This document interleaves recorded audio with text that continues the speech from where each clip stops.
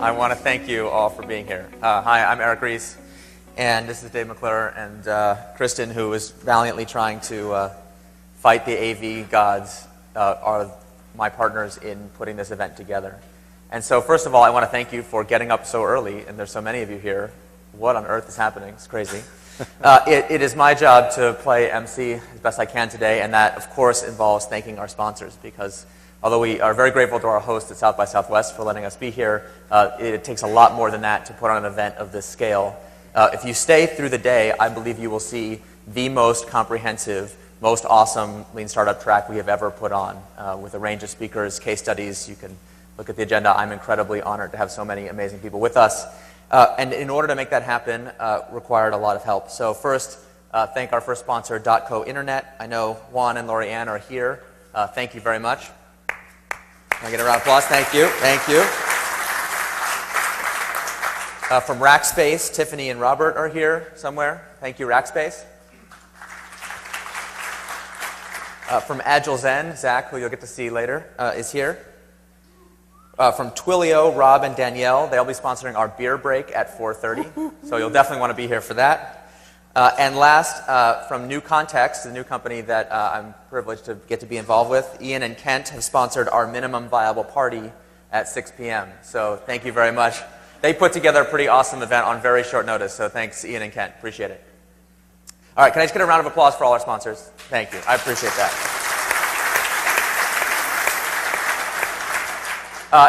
Every moment I spend talking to you in general is a time you don't get to see Dave McClure uncensored, and so I feel like that would be depriving you. So without further ado, I'm going to hand the mic over to our first session moderator, the one and only uncensored, warning, not safe for work, Dave McClure. Dave, thanks.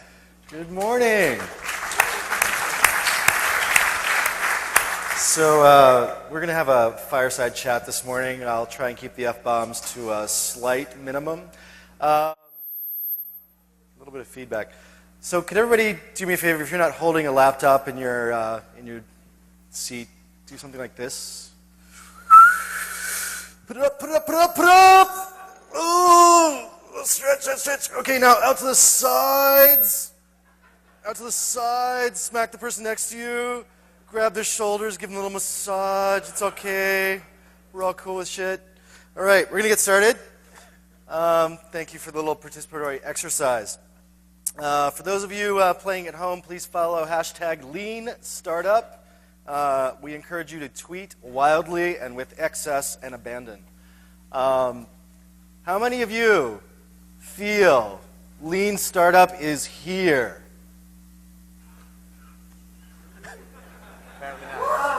You're not doing very well, Eric. I know. What are you going to do? So I thought I would try and encourage Eric to give us a little enlightenment about what Lean Startup is and is not, since so many of you are drinking the fucking Kool-Aid as if it's already been proven. How many of you really think Lean Startup is the thing? It's the shit. Why the hell are you here if you're not all raising your hands? You're here at 9:30 in the morning. You could have been drinking till 3. What? Convince you? All right, well, you paid $1,800 or something to figure this stuff out. All right, Eric. Yes, Dave. In your own words, what is a lean startup? Okay. The word lean comes from lean manufacturing. Okay, so it's not about being cheap. It's not about having eaten ramen noodles or having a crappy office. It is about learning which activities in a startup create value and which ones are actually a complete and total waste of time. And it turns out that when we look at startups through that lens, we discover that almost all the work that almost all the people do in almost all the startups is a waste of time. Now, I understand it's not your startup, but to the person sitting next to you, maybe, their startup, most of the work they do makes no difference to anybody. And what we have been trying to do, and what you're going to hear a lot about from many speakers who've been part of this movement all day today, is try to figure out, as entrepreneurs, what can we do to increase our odds of success? And that requires taking our sacred beliefs, the vision we have for this incredible company that we're absolutely sure is going to work out perfectly, and putting them to the test. And so it is a scientific approach to entrepreneurship, where we want to treat our business assumptions or hypotheses as things that can be tested empirically and be tested quickly. And so we're not going to spend 18 months or 2 years building an amazing business plan and having the giant splashy launch all in stealth mode. Instead, we're going to, as quickly as possible, build, as we've been joking all morning, build a minimum viable product and start the process of scientific testing from day one. So minimum viable product, I guess that construct by itself implies that some set of initial conditions could be tested and proven with customers that give you an indication of where future success might lie. Is that the case in all situations? Is it possible that there might be some types of startups where the customer reaction is not actually what will be perceived when you get to a fuller maturity of product in its more initial stages? Is MVP going to work for everything? Well, so here's the good news and the bad news is that this approach of minimum viable product only will work in businesses that want to sell to early adopters before selling to mainstream customers. The bad news is that every business has to sell to early adopters before it can serve mainstream customers. And if you look at the way technology products, or really any new product, is diffused to the population, there are no examples of products that went straight to mainstream customers. It doesn't happen. When you see those overnight successes, if you actually get the real story, usually the overnight success took on average 2 years. So that's just the reality of the case. And if you think about who's an early adopter and what are the characteristics of early adopters, those are the people who actually prefer to get an incomplete solution rather than something that's too polished. And we got a lot of early adopters at South by, and they all want to be the first person to try the new hot app that launched here so that they can go back home and be like, I knew about this thing first. And that is not a normal behavior. In the normal population, people do not want to be the first person to use something because it's probably going to crash their computer, delete all their data. So if that's the case, then aren't we designing for the wrong customer? If we're doing customer development with early adopters, aren't we doing that with like crazy fucking mental tards? Yes. Because the actual customer might have a completely different behavior set than the one we're talking to that's the early adopter. Yeah, let's take the word might out of there. Mainstream customers do have a different behavior set than early adopters. Okay, that's so then by definition, but they're not completely unrelated to different species. Okay. It's that we have to start with an incomplete product because that's the only kind of product we can build at the beginning. People probably know the famous phrase, I think Reid Hoffman gets the credit for this one, that if you're not embarrassed by your first version of your product, you waited too long. You've heard that? There's a secret corollary that they don't tell you in entrepreneur school, but they really should, which is that actually, no matter what you do, you will be embarrassed by the first version of your product. It is an inevitable fact of life. Now, I know that doesn't sound right, but if you look at what startups actually do, the time they spend adding features and polishing that first version before getting any feedback is generally extra work that customers don't care about. Because if there's something fundamentally wrong with your idea, which there is, then polishing it, making it easier to use, just makes it easier for customers to realize that they don't want to use it. That's why you get embarrassed. And that's why entrepreneurship is so crazy. If you've ever had a regular job, in regular jobs, when you make incremental improvements, you know what quality means. You understand the customer. It gets better. You get incremental rewards, not in entrepreneurship. So are there other conditions that we can detect whether this is working? Do we feel like we're getting better? In the last 3 years to 4 years, do you feel like people are actually taking the best practices of Lean Startup and applying them? Well, I think that the terminology associated with Lean Startup has become very popular. I don't know if anyone's noticed pivots, minimum viable product, lean this, lean that is all over the place. And, that's great. I think that some of the tactics of Lean Startup have become more popular. Split testing, the landing page smoke test, the concierge MVP, and we can talk more about these techniques if people want to know. But that kind of stuff is becoming more popular. But what this is really about is a change in mindset that we are trying to drive through the whole industry. And I think we are still at the very, very, very early stages of that transition. In the book, I tried to make the case that what we're talking about is a new management paradigm. And I know that sounds pretty boring because management revolution, I know.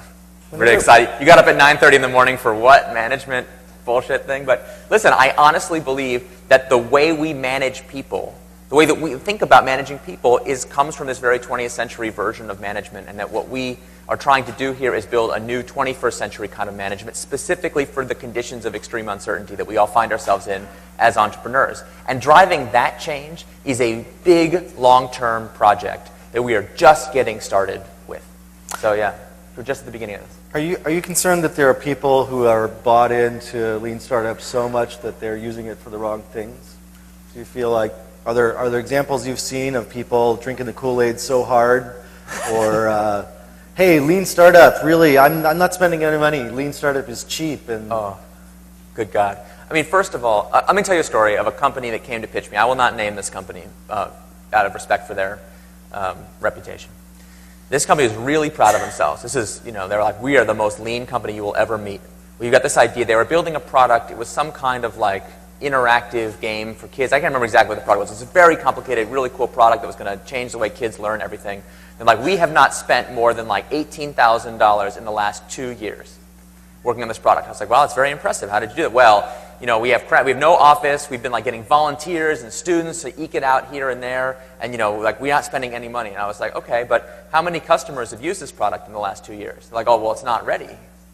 We got to keep working because it's only like we only get volunteers, so we can't quite ever get it over the finish line. I was like, I'm sorry, you've spent 2 years on this thing that's going to change how kids behave, and no kids have seen it yet? They're like, right. We're so lean. And I was just like, oh, facepalm, like, you got to be kidding me. Because, look, only in Silicon Valley are we so ahistorical and uneducated about what has come before that we think lean means cheap. Anyone who's actually studied business knows lean comes from lean manufacturing, but, in Silicon Valley, we don't need no stinking history. We just, make things up the way that we want them to be, and so lean means cheap to a lot of people. So that's no good. The other thing I've seen is, I won't name this company either, but another like very early adopter of lean startup was very excited when they learned about the power of split testing. And they went split testing crazy. And they built this culture where it didn't matter how stupid of an idea you proposed, they would split test it. And that was all they would do. So you could be like, listen, I think we should actually like make a product that helps make our customers' lives better. And they'd be like, well, or we could just change this button from blue to green. Which thing should we test? And they're like, blue to green. That's an easier test to run. Let's run that. And they were running split test. It was very fast cycle time, lots of testing, lots of data. And when you do that, you will discover, as this company did, and as I've seen a lot of companies go bad, if you're just trying to be like optimize whatever works, make the numbers go up and to the right, it is not very long before you are selling pornography.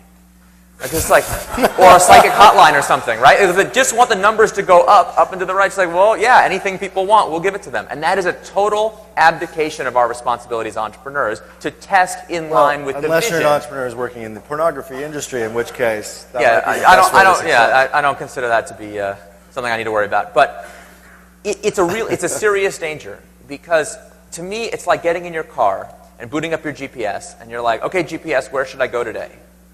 GPS doesn't know. It's just a robot. Okay? It's there here to help you find a path to the destination you have in mind. But if you have no destination in mind, no number of GPSs will help you, and therefore, similarly, no amount of data, no amount of split testing can possibly tell you where you want to go.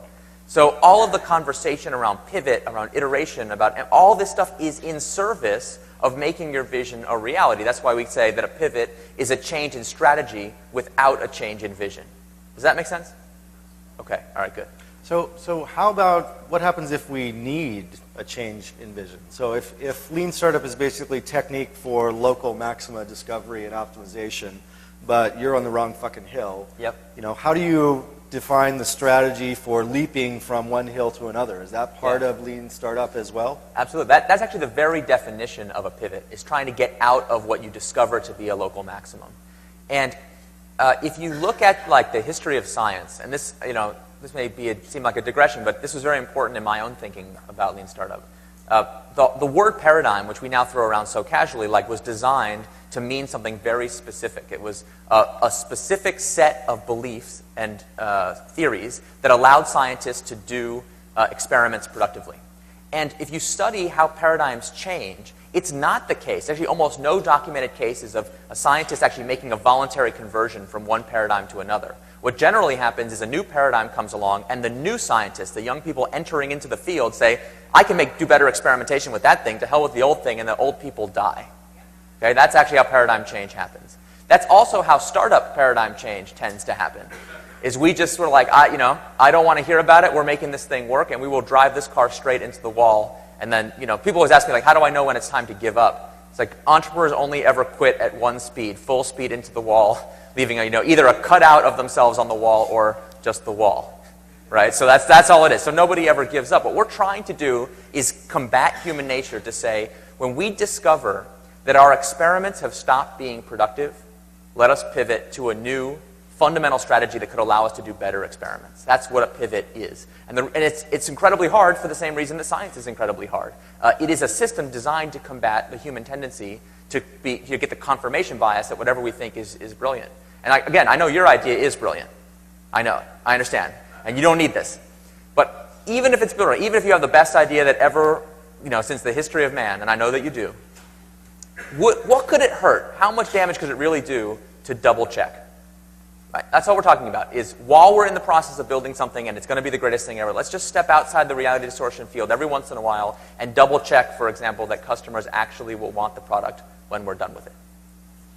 So I want to encourage people in the audience to start thinking about some questions. We'd like to have that be part of the conversation. In particular, Michael Sharkey and Matt Hickson, who seem to be thinking that they should have been drinking instead of being here this morning. If you are a hater in the audience, own it. Let's hear it. What do you think is not right about Lean Startup? What are we fucking up? What do we need to do better? Why are you wasting your time here this morning and haven't walked out if you think we're full of shit? Haters, own it. Where are you? Right there. Bring it. Let's hear it. Oh, come on. Own it.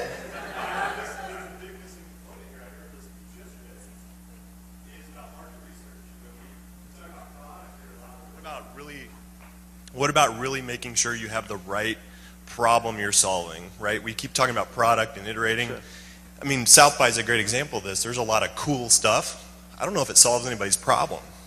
So I haven't heard you talk about that. That's the part I'm missing in this whole conversation. So yeah, no, thank you for that. What do you define as market research before we? My question too. Well, just making sure you have a clear understanding of the market problem you're solving before you build something.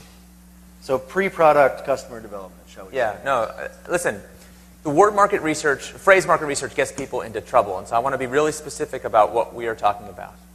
The goal of market research, as you described, to understand what problem we're trying to solve, and sometimes even in advance of building the final product, is absolutely compatible with what we're talking about. The question for us is, as entrepreneurs, what is the best way to gain that understanding? And since we're going to have the man himself, Steve Blank, speak later this afternoon, you will hear from the master that getting out of the building is the only way to get the facts that exist out of the building. So I'm with you so far that we want to gain that customer understanding. The challenge, unlike in a traditional company, is that market research for startups in the kind of traditional way of focus group and kind of in-depth customer interviews is not sufficient for learning what we need to learn. Because in a traditional company, if you talk to your existing customers and ask them what they want, that can give you some pretty useful signal, because you pretty much already know the customer, you pretty much already know the market. I'll give you an example. Generally, I was expecting this to be the question today, and I'm sure there's someone in this room who's thinking this exact same thing. When I get heckled at a talk, it's almost always, for some reason, a product manager. And the product manager almost always works in the video game industry. I don't know why, it's just my curse. And they'll be like, listen, we don't need this stinking lean startup. Why don't you just do good market research, figure out what the customer wants, and just build it, and I'll be fine. And sometimes they're even like, and waterfall works fine. Just plan it out, build it. What's the big deal? And I'm always like, well, what product do you work on? And for some reason, they're always like, oh, I work on Madden 2012. I'm like, oh, interesting. Is Madden 2012 really different from Madden 2011? They're like, oh, yes, very different. How so? Much better graphics. I'm like, okay, all right, no, got that. Much better graphics, but is the distribution channel the same? Pricing the same? Use case the same? Customer the same? Platform the same? Underlying technology the same? Problem it's trying to solve the same? Right, so think about all the things that are not different, but yes, better graphics. In that situation, all those traditional tools work great. Here's the problem. If we have nothing more than a hypothesis, if you're an entrepreneur, and what distinguishes an entrepreneur from a wantrepreneur is that not only do you have an idea, but you have the power of the reality distortion field. You've been able to get other people to work with you on this ridiculous thing. Okay, like that's crazy. No one should ever work on some crazy new thing that's unproved, but you have the power to convince people to do this crazy thing. Okay, so you're an entrepreneur. That means you have the charisma and the power to convince people that something is true, to act as if something is true that is not strictly speaking actually true. Right? That's the definition of reality distortion field. And that is a power that is also shared by crazy people. If you want to create a cult, you're some kind of sociopath, very handy power to get people to believe things as if they were true that are not strictly speaking actually true. Now, here's our problem. Whenever real entrepreneurs encounter data of any kind, and I can speak this firsthand, when I was an entrepreneur, no matter what I saw, every customer I talked to, every market research report I read, made me more convinced than ever that my idea was right. Nothing could deter me. And in fact, the first company I ever built, we were really close to a great idea. We had the idea in 2001 to build a website for college students to build online profiles for the purpose of sharing. That turned out to be a pretty good idea. But we had what I like to call the first half of the social network experience. We got to live through basically the first 70 minutes of the movie, but not the part where we got to sue each other and divide up the spoils because we didn't make any money. And we thought that customers should make online profiles to share with employers to get a job. That's what we were absolutely convinced. And I can't tell you how much market research we did for that. I mean, we spent all of our time reading every report possible. We talked to tons of customers. We were like having a great time, and everything convinced us we were on the right track. Because the difference between what we're trying to advocate here and market research is we are going to put our hypotheses to a falsifiable test. That's the key. Market research, it's incredibly easy to go into a focus group and come out convinced that you're right, even if you're wrong. Because you have all data is ambiguous at some level. And if you think about the old alchemists who were trying to turn lead into gold, they convinced themselves for like 1,000 years that they were making progress, even though they weren't. So, we're not committing a 1,000-year mistake, but a lot of us have spent years working on a product that ultimately nobody wanted. That's the only way to prevent that, I believe, is to let the empirical facts speak for themselves.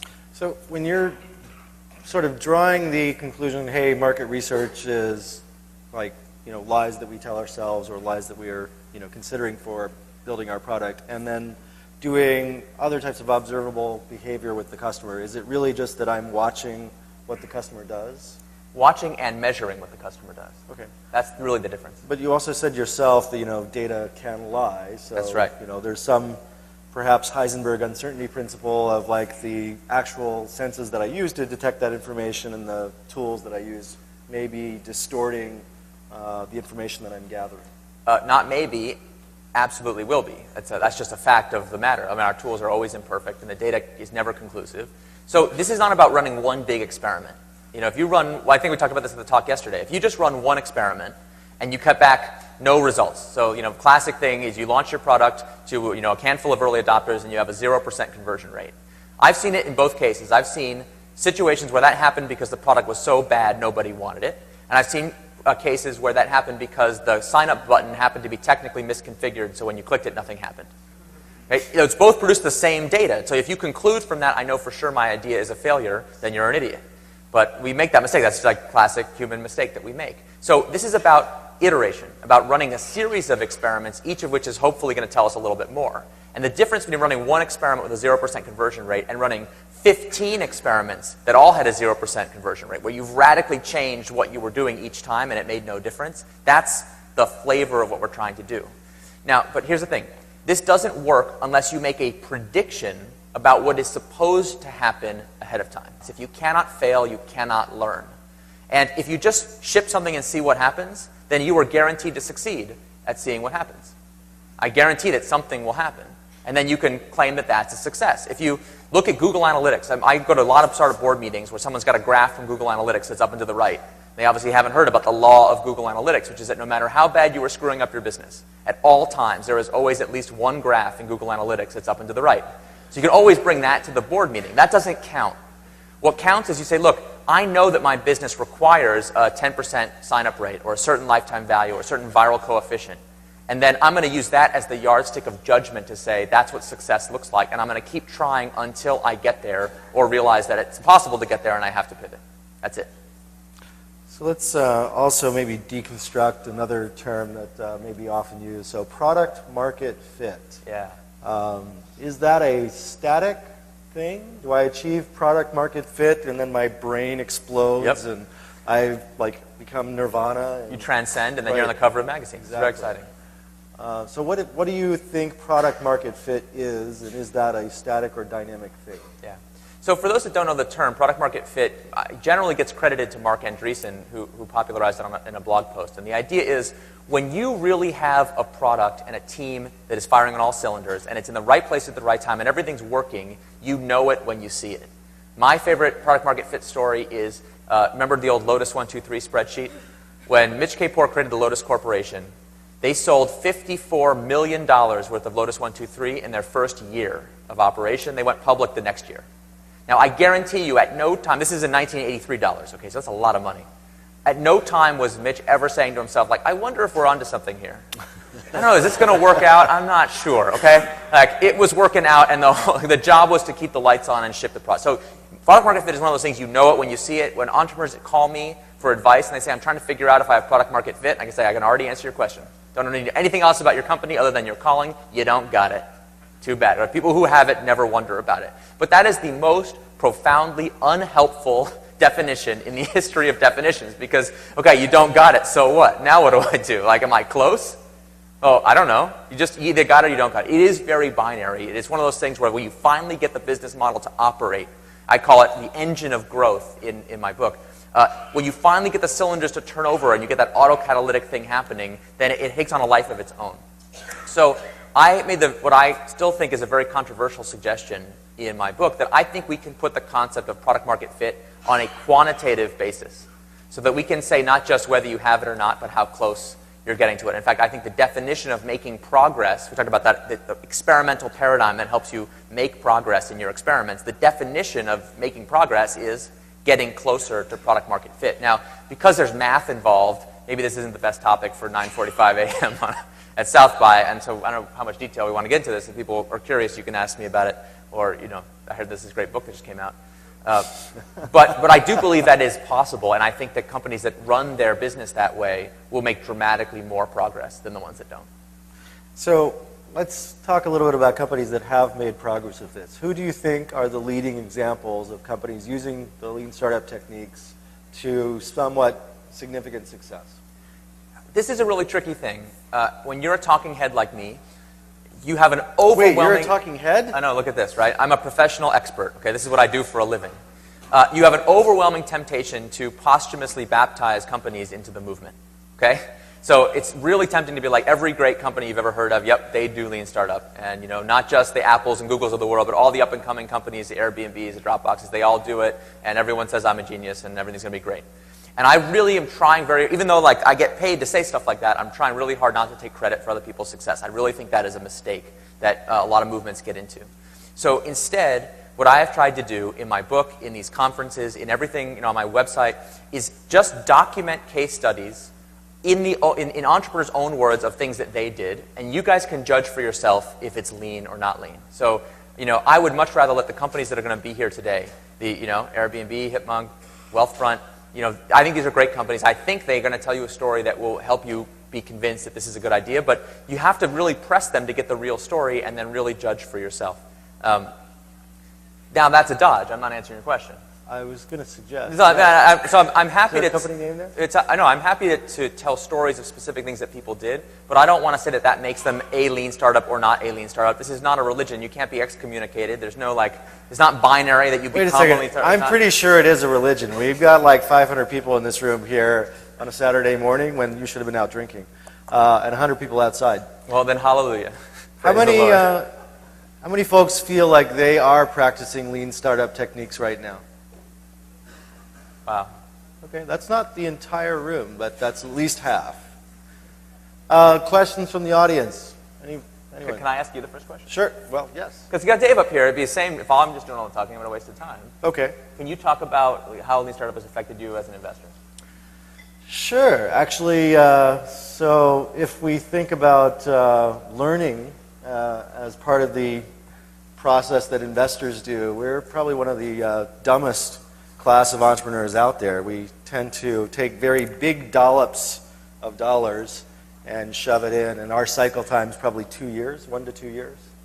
So I guess one of the things that I think has been happening with incubation and seed investing is not simply that we're saving money and building products, but we're able to test for learning behavior in entrepreneurs more quickly. So part of our philosophy is doing a lot of small investments, knowing that most will fail, but being able to detect whether the entrepreneurs have any kind of success whatsoever before we put more money in. So just taking, in this case, I actually would say that, lean is cheap, but more because we're limiting cycle time for the entrepreneurs and trying to detect, okay, in that given amount of dollars or cycles, are we seeing any progress? And actually, I would say it seems like that is working. We've been able to identify, a lot of failures, but a lot of companies that are successful. So out of maybe say 250 companies we've invested in the last 2 years, at least 25 we feel are comfortably in some measure of product market fit. And so looking at ways that you can do that initial test within 3 to 6 months, and hopefully put more money to work with people who are actually achieving progress. I feel like that's changed a lot of how we are funding companies. It may be contributing to the Series A crunch, but I think it's also contributing to more learning behavior by entrepreneurs. Yeah, I can't wait to invest in some of those failed entrepreneurs. Thanks for teaching them on your dime. I'm just kidding, it's my dime. I'm an LP in Dave's fund. So. We have 2 folks stretching their hands up. How about go here and then there? Oh, the mic is there. Guy in the hat. Oh, I'm sorry. We have a mic. Sheila, can you hit the guy in the hat? Eric, my question for you is, you were talking about your back in 2001 when you had that really good idea, and you said you'd look at the data and you'd see whatever you wanted to see. So my question for you is, what was the data actually saying, and what it was you were seeing? What was that discrepancy? Yeah. It's impossible to make you believe what I'm saying here. I just sound like the biggest idiot ever when I tell you these stories. It's like, well, I would never do that. What a dumb idea. Of course, like, it's really hard because, I understand your idea is way better than my idea. I know. I understand. But try to live into this experience for a second. So we were, I was at Yale University, okay? Top Ivy League school, very smart people. My co-founders, like today, are some of those, very, very successful people in the world. I'm honored to have gotten to work with them, even though we screwed everything up. And we built, for example, this unbelievable spreadsheet. Okay, the guy who built this spreadsheet for us now runs one of the biggest hedge funds in the world. He's a very wealthy person, is really good, okay? Really smart. We took census data. So you already know, you got to tell we went rail off the rails. We started with census data to work our way from first principles to what is the value of a customer in our product. And we were trying to figure out so we had all these Gartner reports and market research reports about the challenges companies face in recruiting, the value of a new employee, what the differential value to a company is getting a top graduate versus a random person. And our idea was we'd have this resume database of top graduates. Those were the online profiles, and companies would pay to search through and find the best people. And we had all these rankings. I mean, it was really complicated, really awesome product. Still, I actually think a very good idea. And if I remember right, the model said that every incremental person we added to the database increased the asset value that we had created by about $25 on average. Backing out from how much companies should be willing to pay based on how valuable these people are to them, their hit rate of all this incredible spreadsheet. Okay, and therefore we could pay up to $25 per person in customer acquisition costs and make money. See where this is going? So we raised, I think this was the dot-com bubble, so money was very easy to raise. I think we raised $250,000 and promptly plowed it all into customer acquisition. Now the word customer is really a misnomer there, because if you get a product for free, you're not the customer. You're the product. You're the one being sold, right? The rancher does not treat the cattle like their customer. They're the product. So we had already really misunderstood what we were doing. We were acquiring people to be in our database that we were going to sell to companies. We spent all our money on that. We were very successful at that. We built this great database. We had all these amazing candidates in it. And then I think we managed to sell a grand total of one customer one time because it was like someone we knew.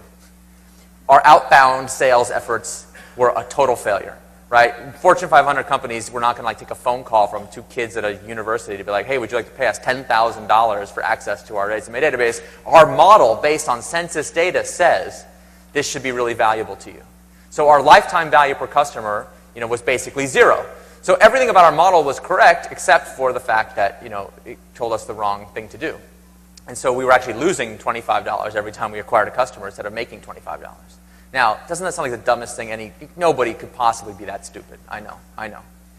But I would predict that the things that you are currently doing with your business are probably just as dumb, to someone on the outside. And in fact, I'll just use this as an opportunity to plug. All day during the breaks, we will have mentors set up in the front table here. We'll announce who's going to be in which session. We have a really powerful lineup. If you just want to, I would really recommend just bounce off somebody, not your pitch, but like what you actually believe about your business, and let them tell you if it sounds like it makes sense or not. We have a question on the side there. I don't know where the mic is at the moment. The mic's always on the other side. While we're getting to that point, Eric, have you noticed whether Lean Startup has been applying itself to itself? Anything in the last 3 years that you feel you've learned about the ways you're explaining Lean Startup and the ways that you think you can communicate to people to make it easier to understand? Oh, yeah. I mean, when I listen to myself from 3 years ago, I'm just like, what an idiot. I can't believe anybody even thought that was a good idea. We have learned so much as a movement. This is not about me and my learning. This is about what we as a community have done together. And many of the people you're going to hear from today have been part of that journey and have contributed really important ideas. I would say, the things I say so casually today, like we had a big conversation yesterday on the keynote stage about reconciling the battle between the visionary and the operations person, so that that we neither say, oh well, customers don't know what they want, therefore we just do whatever we want, nor do we say we obey the data, right? Like that simple idea that we can synthesize those two things into one. I mean, that's such a simple idea. I just said it in 1 second, and yet I think it is really profound. It was really profoundly difficult for us to get that balance and figure out how to talk about it and then teach that to people. So I think we've done a really good job not just crystallizing things we knew before, but actually discovering new things through all of the Lean Startup meetups that happen around the world, just for people trying these ideas and then sharing what they did. Like, I think together we are actually advancing the state of the art in entrepreneurship. But this is not a proven idea.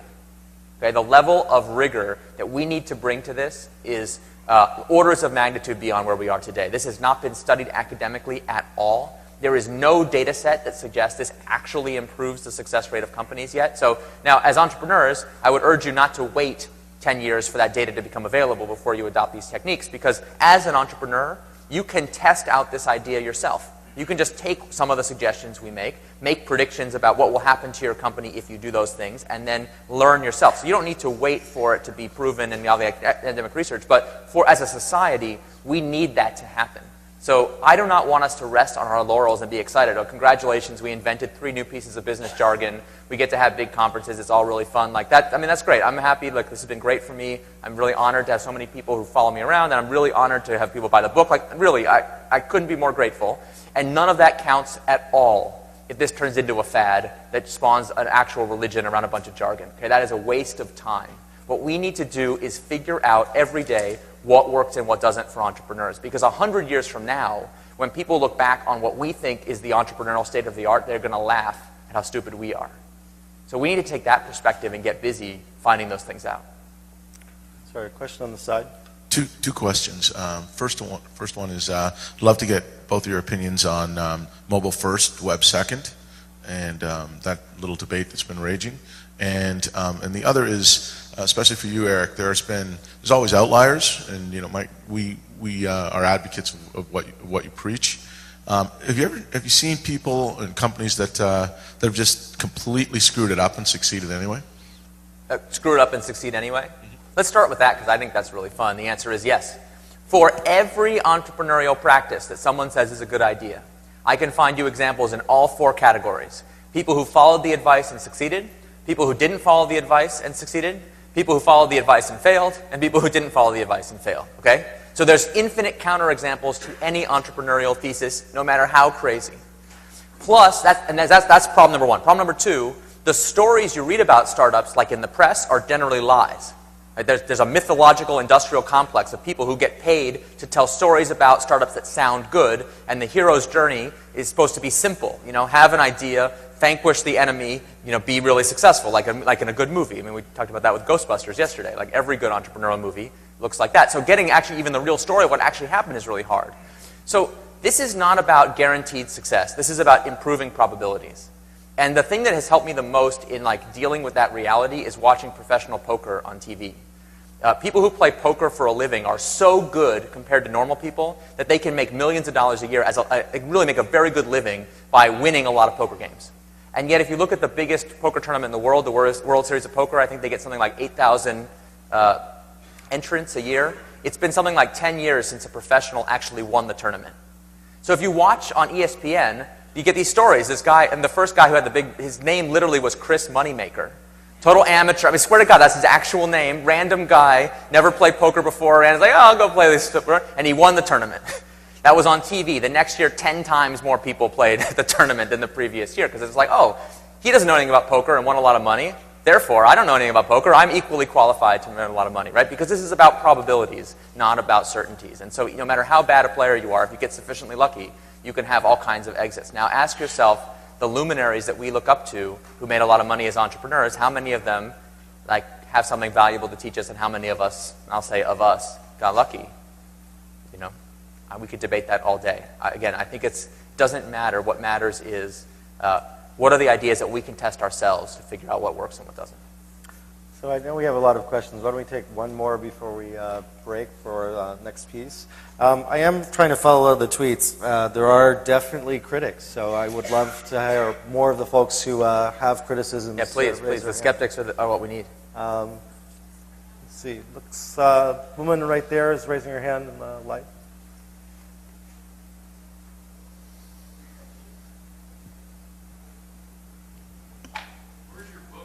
Hi. I'm sorry? My book, where is it? Oh, no, my book's available on Amazon and wherever books are sold, and I think even in the back of the room. Listen, that is a dangerous question to ask an author. I will do everything short of physically cramming it down your throat to try to get you to buy it. So no, I mean, for those who have bought it, thank you. But yeah, I think they are even for sale today. What's that? If you can talk my publisher into it, sure. So, hi, my name is Elisa Miller-Out from Stinglebrook Technology, and I have an aspect of lean methodology that I'm struggling with. I'm still fairly new to it, so I'm just starting to do some of my first experiments with a couple of products, and I'm hoping this is something other people will relate to as well. But how do you know sort of when your minimum viable product is viable enough, and how do you, when you're testing it, one of the things I'm struggling with, for instance, is I want to see, how many times people come to this site and how many times they come back and reuse this product. And I'm not sure if they're not reusing it because they don't like the idea or because of the bugs that are there because it is a minimum viable product. Like, for instance, if it's very slow and I just want to see, okay, do they like the idea or not?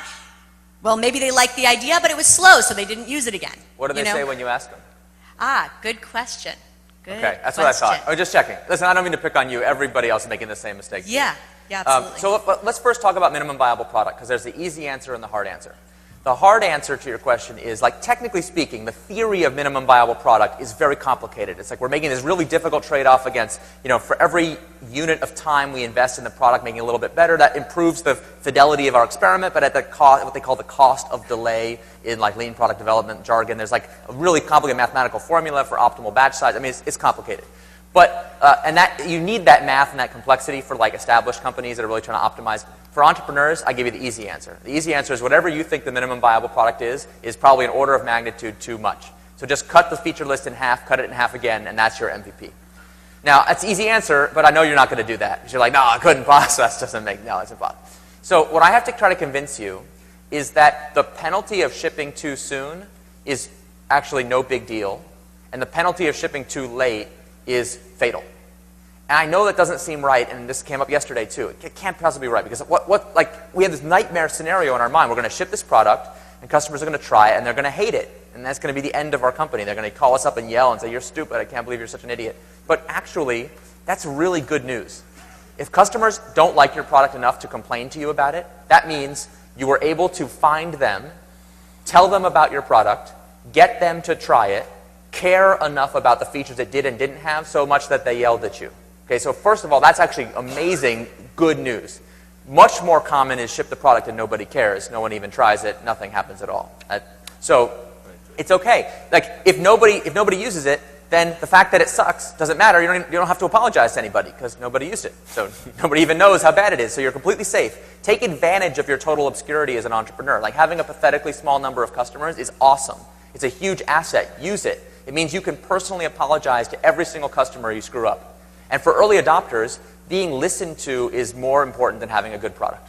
They love being listened to. That's at the heart of it. So yeah, the cost of shipping too early. I know it seems totally counterintuitive, but if you can just make yourself do it just once, I guarantee you'll be cured of this fear for all time.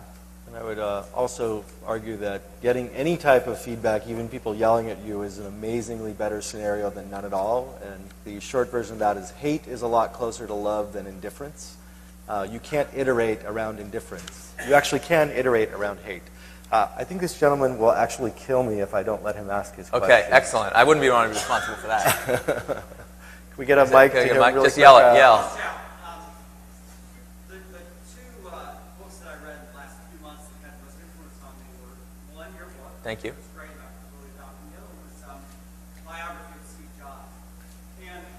And aren't they completely diametrically opposed? How'd you know? So that is something I'm struggling a little bit with, how they sold 55 million of these without following any. Okay. Yeah, that's a great one to wrap up. So isn't Steve Jobs the Antichrist for lean startup?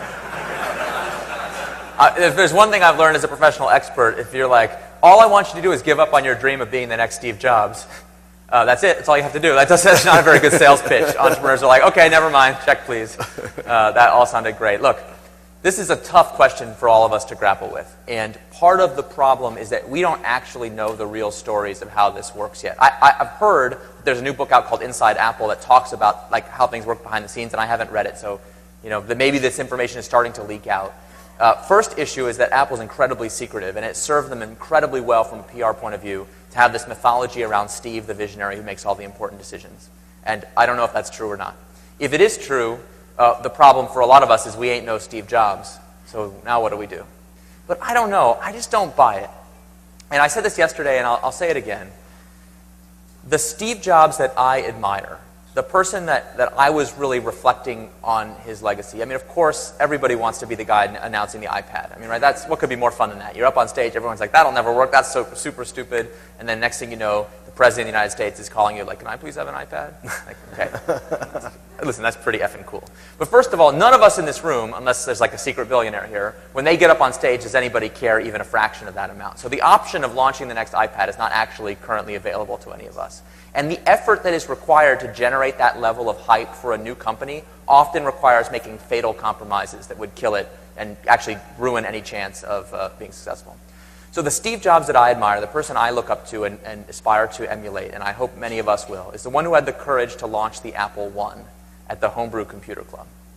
Okay, the Apple I is such a rare computer that it's not even at the Computer History Museum in Mountain View because so few of them ever were sold. It was a hobbyist kit of parts that was sold to a handful of early adopters at the Homebrew Computer Club. I think that takes courage to have the vision of what personal computing could be and yet be willing to make such a ridiculous compromise that you're willing to sell this pathetic kit of parts to a bunch of early adopters at the Homebrew Computer Club. Most of them don't even have shoes. I mean, like that's impressive. So, I think Steve Jobs' legacy is complicated, and it's going to take us a while to understand what it really means. And, I like to think that if he was still with us and he had the chance to learn about these ideas, he would approve. But, I'll never know. So that's the best I can do. All right, with that short and brief little homage to Mr. Jobs, I think we should wrap up this session and give Eric a round of applause. Oh.